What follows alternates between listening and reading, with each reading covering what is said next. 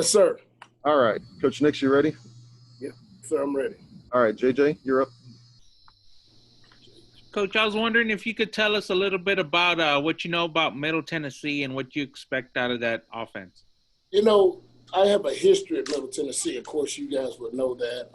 They're a well-coached program. They're well-respected, and they're led by Coach Rick Stockstone. He's probably one of the most tenured coaches in the college profession at one university. I think he's been there like 16 years. And he's a blue-collar guy. He's a guy that likes to win with an outstanding defense, a guy that likes to play with an up-tempo offense and be really sound in the kicking game. And, it all starts with his leadership. How difficult has it been to prepare for them kind of on the short notice with the change from Memphis to Middle Tennessee? It's not your typical week. Of course, you can't put in and install as much defense as you would like. But the benefit for us is the same amount of time for them as well. Ultimately, at the end of the day, it's going to boil down to blocking and tackling and the guys who can execute the best. And that's what we try to overemphasize to our guys, playing with perfect effort, playing selfless, and, try to be extraordinary at doing the ordinary things. And those guys who can consistently do those things on a day-to-day basis throughout a ball game, throughout life, are the ones who are going to be more successful. How would you say your defense played overall this past week versus SFA? Oh, I thought we got a B. We did some positive things. The biggest thing we did is we handled adversity well. We played a solid first half until the last series of the second quarter, where we gave up a score in about 3 plays, 70, 80 yards, and that was a major disappointment. Probably the biggest, proudest moment is we came out the second half with like 2 or 3 and outs, and we realized, and our kids realized, we were not going to, play at a lower level. We were going to continue to strive and set a standard here, perfection, and trying to play for 64 minutes and then see what the score says. So obviously we felt better about that throughout the ball game from the results. Okay, Greg, you're up. Coach, is there anything particular about Middle Tennessee that is hard to prepare for, that you wish you had more time, like anything they do that's kind of unique compared to other offenses? It goes again with the offensive coordinator, Tony Franklin. He's one of the best in the business. He's had actually a quarterback that's been selected first in the NFL draft. And, you don't go against many coordinators that can say that. And, he played in his offense. Coach Franklin's a guy that is going to challenge you with multiple formations, several RPOs. He's going to make you defend every inch of the field. And, he may not have had the results that he would like or that he's had in previous years, but from a standpoint of challenging you and your players to get aligned properly and execute their assignment, is still there. You guys losing the game against Memphis, they were probably going to be the toughest opponent you'd face this year, or at least up there. Do you feel like you miss out on something not having that test, or how do you view that dynamic? Well, I think Middle Tennessee will be the toughest team that we played thus far this year. And, until you actually play an opponent, you don't really know what things they bring to the table. With this season being the way it is with the COVID situation going on, some guys are going to be without their key players some weeks, and sometimes those guys make the difference. We try to take a lot of responsibility here within our program with Coach Traylor and trying to keep guys to stay safe in this process. And fortunate for us, knock on wood, we hadn't had any key guys at this point to have to miss a ball game. But Middle Tennessee is by far the most talented team that we'll play thus far in this season. I want to ask you about Tariq Woolen. He's been kind of a standout in the defensive backfield there. What have you made of his play so far this year? Tariq is a guy who's actually 1, 2, this would be his actual third start as a defensive back, as a corner. And, Tariq wants to be good. He was so disappointed in himself after the first time out that he put in a lot of extra work, and we saw that performance improve a lot from week 1 to week 2. And he's a guy that, played injured throughout the ball game and stayed in and continues to do so. But we feel good about him. We feel like he's improving. Eventually, he will be hopefully one of the guys that's a top corner in his conference. What are some of the things that were missing that first week that you guys were able to work on heading into the second game? Well, it starts back with fundamentals. It starts with tackling. We didn't tackle as well at all positions. Playing the ball at the highest point, the deep ball situation, we didn't play as well. We felt like we were much better last week. And, those are the two things that stand out. All in all, it's about execution. It's about 11 guys being on the same page, doing their job and playing for each other, playing for their brother. And we felt like we played more unity football. Tariq has really brought some physicality in the games that we've seen, making some pretty big hits. Did you expect that from a converted receiver? Well, one thing we're going to expect from all our guys, if you play on the defense side of the ball, we cannot protect you. And that means you will be exposed at some point. You have to show courage. You have to show fundamentals. You have to show a skill set that I will be violent, that I will run through a ball carrier, and I do whatever it takes to get the guy on the ground. And he's improved somewhat from week 1 to week 2. So, yes, I'm happy with where he's at. And, some of it's a cultural mindset also. And Coach Graham has done a great job of emphasizing to those guys that we have to be physical. It's only one Deion Sanders. So, if you're on this defensive side of the ball, we expect you to play with a certain chip on your shoulder. Is there a reason we almost never see cornerbacks who are that tall? Yeah, because offensive coaches are the head coach, and they normally keep those guys on the offensive side. What happened for us, or fortunate for us, he doesn't catch as well as some of the other receivers. And I think with the depletion of some injuries a year ago and him not being a great receiver, it gave us an opportunity to take a guy with his skill set, his height, and those things, and allow him a chance to be on our defense. And lastly on him, do you have any other targets that you want him to improve, or areas of the game that he's still going to work on going forward? His technique. We really want to improve on our press man technique. We still feel like it's a lot of room to improve on our ball skills and playing the ball in the air. And last but not least, we still would like to see him become a better tackler, a guy that makes more of an impact when he hits people, and put a little doubt in some people's mind about maybe I'm the wrong guy that you want to chime on display. Hey, JJ, back to you. Coach, along the lines of the defensive backfield, how would you say you guys did in pass coverage this past week? I think we were better. I thought we were much better. Pass rush is such a big part of pass coverage, and all in all, I think we gave up four explosive passes, maybe 5. So that was an improvement for us. Of course, you like to minimize those each week, and you say, well, what's the goal? What's the number? Well, it depends on how many passing attempts that people have and what coverage we're playing and what's the situation. But I thought those guys improved a lot. Probably the most disappointing completion was right before the half, the deep ball down the middle of the field.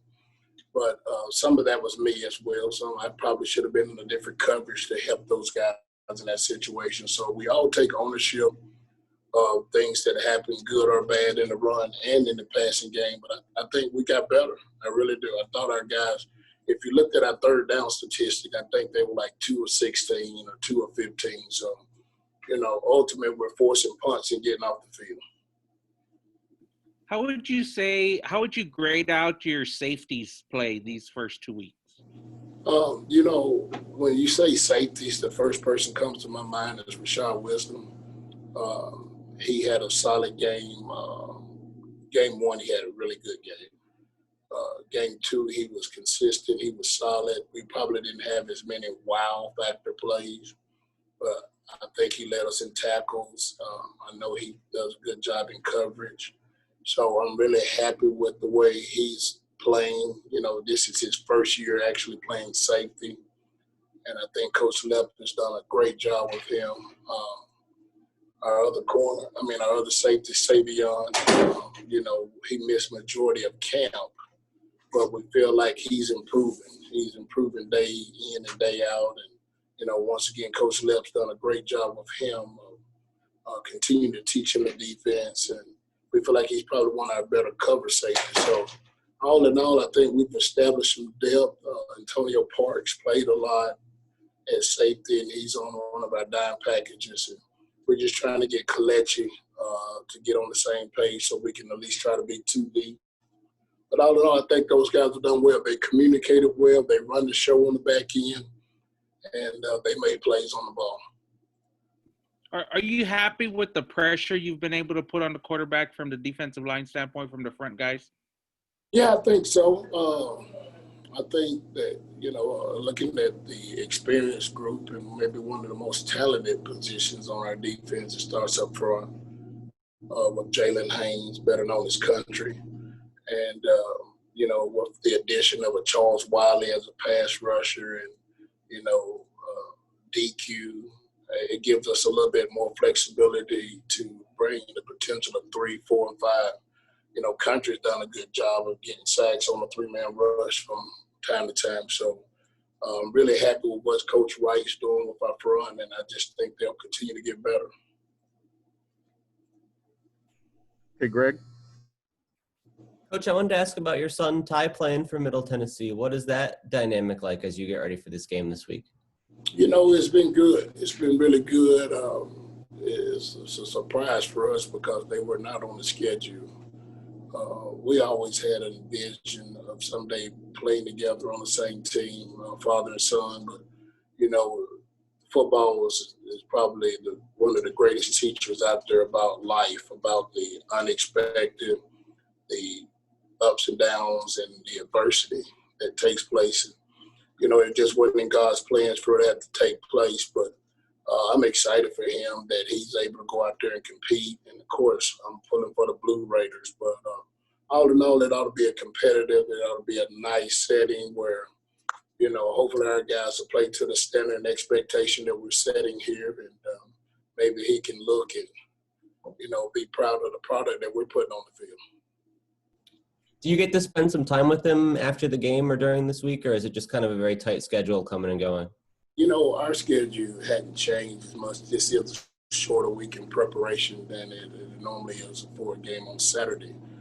But we visited about the same. And after the ball game, I don't know. It depends on who wins and loses. You know, a lot of times I don't want to be around people when things don't go in my favor. So hopefully I'm going to be a guy that has a big smile on my face and happy at the end of the day. You know, that we can shake hands and I can tell them that I'm still proud of him being my son. Hey, Joe. That's actually what I was about to ask. This is Joe with the Daily News Journal in Murfreesboro.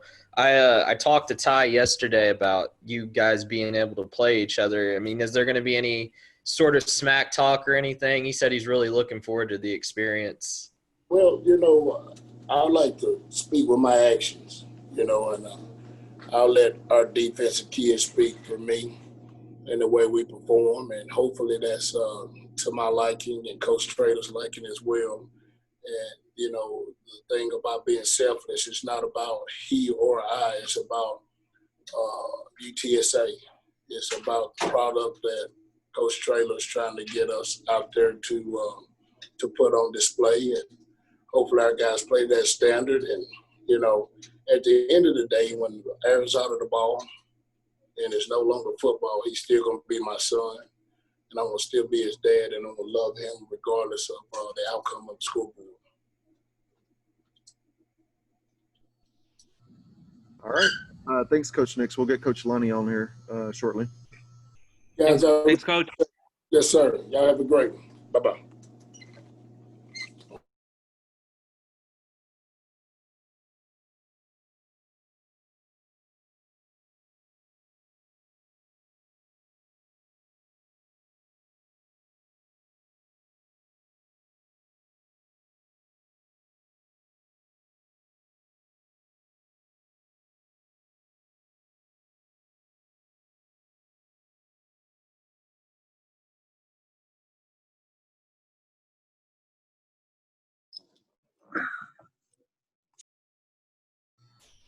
All right, Coach Lunney has joined us.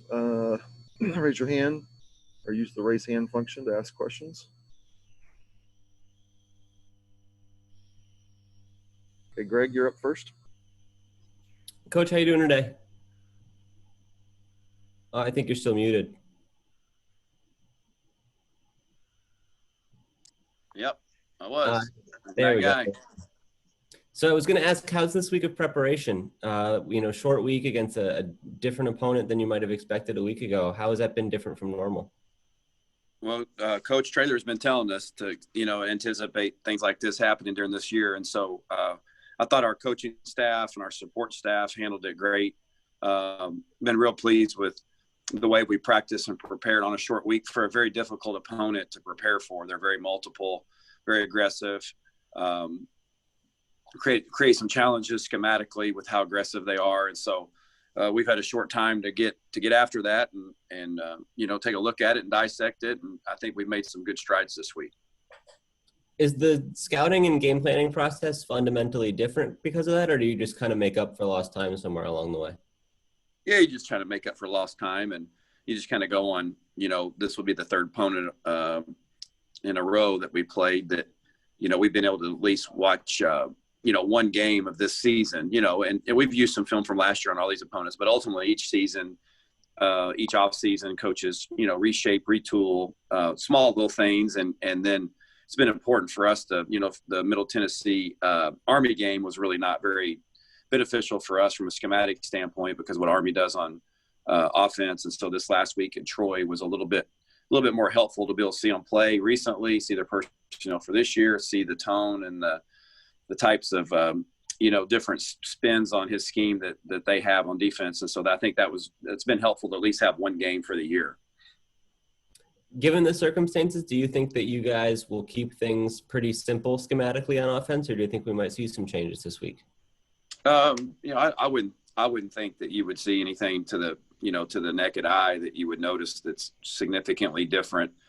Sure. I mean, there's going to be some spins and some different, paint some different pictures by doing the same thing schematically, which will just kind of be the case week to week. And so, with a limited week and with a difficult defense, you don't have a lot of time to, cast a broad net. You got to be really focused on what you're doing schematically and give your guys a chance to learn what's going on and get comfortable with the spots that they're going to be blocking and the spots they're going to see during the course of the game. So I wouldn't anticipate there being a drastic difference in what we've been doing. You mentioned that they'll be kind of multiple on defense. How do you go about exposing the players to all of that without sort of overloading them?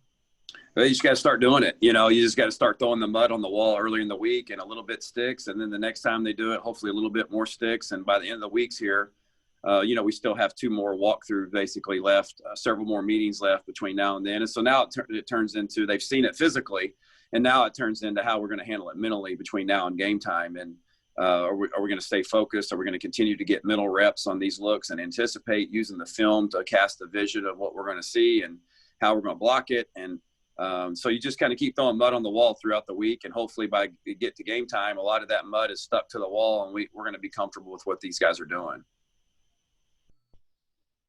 Hey, JJ. Hey, Coach, would you Coach Nix was just saying this Middle Tennessee team is probably the most talented team you guys have faced so far this season. Would you agree with that? Yeah, I think so. I mean, they're a conference opponent, that's going to have very similar talent to what we have on our roster. I think they've, obviously what, Middle's accomplished over the years, the stability and the frequent number of wins and bowl games that they've achieved.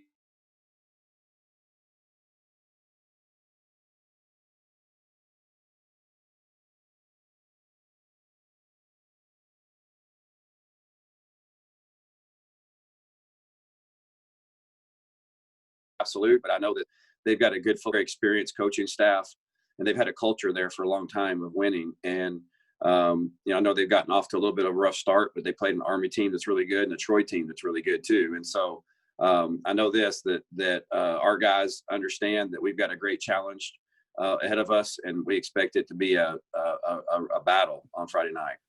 Coach Traylor mentioned that the play of the offensive line this past week wasn't up to standard. What can they do better? Well, we just got to be in, obviously the first thing is you have to eliminate the mistakes that have nothing to do with the defense. Listen, y'all have heard me say this before, and it's nothing profound, but listen, offensive football is, and football in general, but offensive football is hard enough as it is when you have to play a defense and block their blitzes and their stunts and their alignments and, and their different coverages. It's a chess game.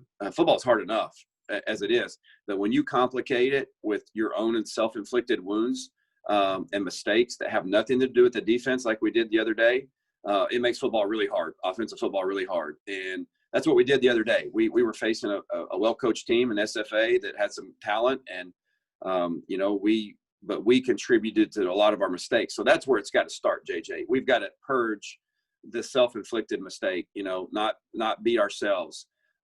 We got to handle all the pre-snap stuff, all the stuff that happens before the snap. We've got to do a better job in that area, and then let our physical abilities play. And so it's not just the O-line. It was all position groups across the board that's got to cinch it up. We got to play tighter with more discipline and detail, and make sure that when we snap the ball, that we're all on the right page, because then physically it becomes a great challenge against defenses. We saw Lowell come into the game in your heavy run package. Can you just talk a little bit about that? And then what does it mean to be able to run out the last 6 minutes of a game clock like that, the way you guys did? Well, that package was something that we had prepped for during fall camp and we're ready to do in the week one. The situation just never really arose. It never came up during that game. Although in hindsight, we probably could have used that package in the 4-minute opportunity we had against Texas State. But our players have a lot of confidence in Lowell. He has a great deal of respect, as do our other quarterbacks as well. But that's something that you can take a guy that's big and strong like that and tough, and that not only is can he run the football down the hill, but this guy started a lot of games at quarterback, was in the mix for the starting quarterback job, made some spectacular throws during fall camp. A guy that can throw the football. So this isn't just get up in the line of scrimmage and just, do a rugby scrum with him. I mean, we've got offense surrounded that. Now, we didn't need to use it the other day, but certainly it's something that we can build upon that package. One of the positives from the other day is we were able to run out the clock with the ball in our hand, which we failed to do the previous week. And so something that we really stressed hard with our guys is 4-minute offense, being more efficient with the clock and getting the chains. We'd love every game to have the opportunity to end the game with the ball in our hand. That's a positive if we have the opportunity to do that. I don't know how realistic that is, but we're striving and talking and emphasizing all the time, especially even today, our 4-minute opportunities that we've got to capitalize on. All right, Greg. Coach, how quickly did Lowell take to that role? I know he obviously had aspirations of being the starting quarterback and getting to throw the ball around a bit. How did he adapt to this new position and respond to that? Yeah, he took to it like a duck takes to water, Greg. I mean, he's just an unselfish guy. He wants to help the team win. He's got a great heart and a great soul. And sure, I mean, there's no doubt that's not ideally what he wants to be doing, but he wants to make an impact on the game, and he certainly can and will in those opportunities.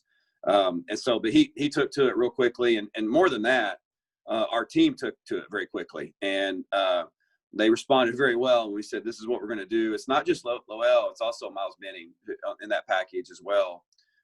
That's a super well-respected player on our team for all the right reasons. And both of those guys epitomize what we're trying to do culturally here about being unselfish and being mentally and physically tough and reliable. And those guys just epitomize that. And so they earn the right to have a package and a way to impact our football team offensively. And so hopefully it's something we continue to grow with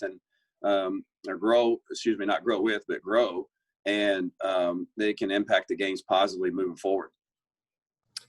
Last week we talked about how many carries is the right amount for Frank Harris, and you said kind of 8 to 10. He ended up getting, I believe it was 17 in this game. But were you happy with how he was able to minimize contact, or is that like a point of concern going forward? Yeah, for sure. No, not a concern at all. I mean, that football's football, and we don't want to put our guy in peril, and run quarterback power and, all the stuff that's, super designed inside the box where you're just going to take hits, Now we certainly have opportunities schematically to do that and are going to do that at times during the year. But, I think he has a pretty good knack about feeling pressure and, he's quick and can escape and he's smart and our guys are doing a good job on the perimeter. But no, I mean, I would say, that game could have easily been 6 carries if maybe we would have stayed in the pocket a little bit more, maybe have protected here or whatever. I mean, several of those were scrambles in the passing game and several of them were, read zones where it could be given to the back just as easily as it could be being pulled. And so,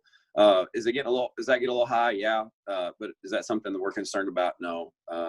He's one of our better players and we want the ball in his hand as many opportunities as we can within reason.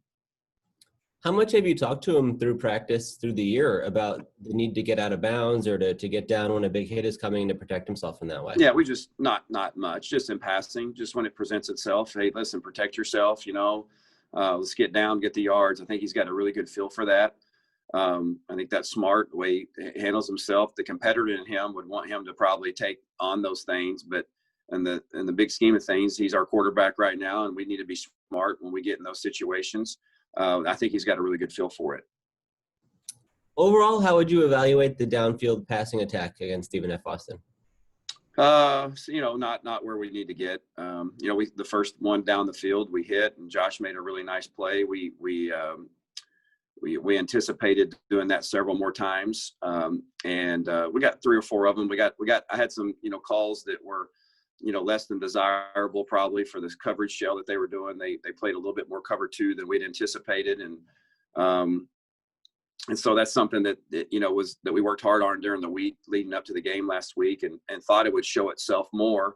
I think it showed itself, enough that it was beneficial for our team, but that's something that we certainly got to continue to improve and emphasize and protect. And it's all 11 guys in that regard. And so that's something that we've worked on this week and we'll continue to work on every week because any offense that wants to be any good has to have the ball thrown vertically and horizontally and has a run game. And we're trying to be balanced and we've got to continue to strive for more balance.